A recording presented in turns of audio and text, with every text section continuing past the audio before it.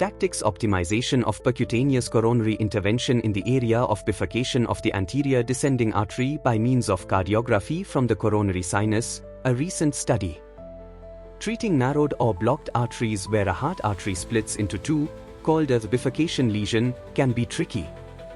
Current methods often involve placing multiple stents, which can lead to too much metal in the artery or damage the stent structure coating.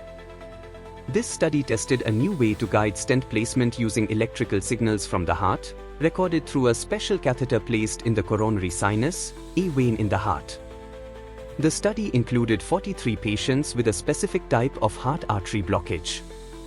By monitoring heart signals during the procedure, doctors detected reduced blood flow in a small side branch artery in 11 patients, 25%, after placing the stent. In 9 of these cases, adjusting the stent placement fixed the issue, while 2 needed an additional stent. The results suggest that using heart signal monitoring, ECG/CAS, during stent procedures helps doctors detect and fix problems in real time, improving outcomes for patients with complex artery blockages. This method could make stent placements safer and more effective. Introduction. Treating blocked or narrowed heart arteries where they split into 2 branches, called a bifurcation lesion, is one of the most challenging procedures in heart disease treatment. These blockages make up 15 to 20% of all coronary artery problems. The difficulty comes from the many different shapes these artery splits can take, as well as changes in blood flow during treatment. Current methods often involve placing multiple stents, which can lead to too much metal in the artery or damage the stent's protective coating. These issues sometimes cause renarrowing or blood clots, reducing long-term success. The usual approach is placing a stent in the main artery first. If needed, doctors may expand both branches, called kissing angioplasty, or add a second stent, especially if there are complications like poor blood flow or artery tears. However, even with modern techniques, these procedures carry risks like clots or reblockage. One major challenge is accurately assessing whether the side branch is affected after stenting the main artery. Traditional imaging methods can be hard to interpret due to overlapping vessels or irregular plaque buildup.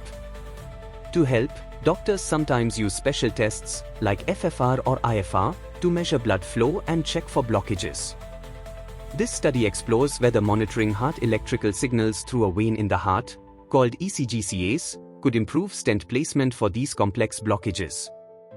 By detecting blood flow issues in real time, this method may help doctors decide whether a second stent is needed, leading to safer and more effective treatments.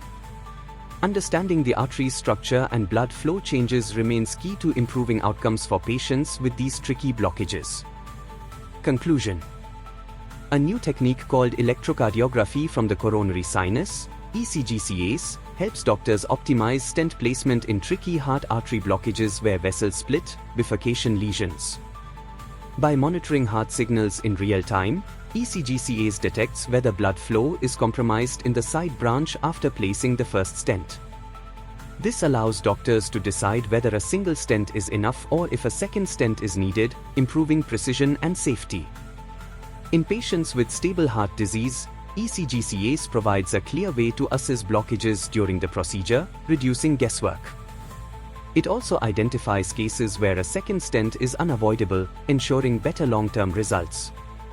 This method could make complex heart treatments more efficient while minimizing risks like renarrowing or clots. In short, ECG/CAS is a promising tool for tailoring stent procedures to each patient's needs, leading to better outcomes for challenging artery blockages.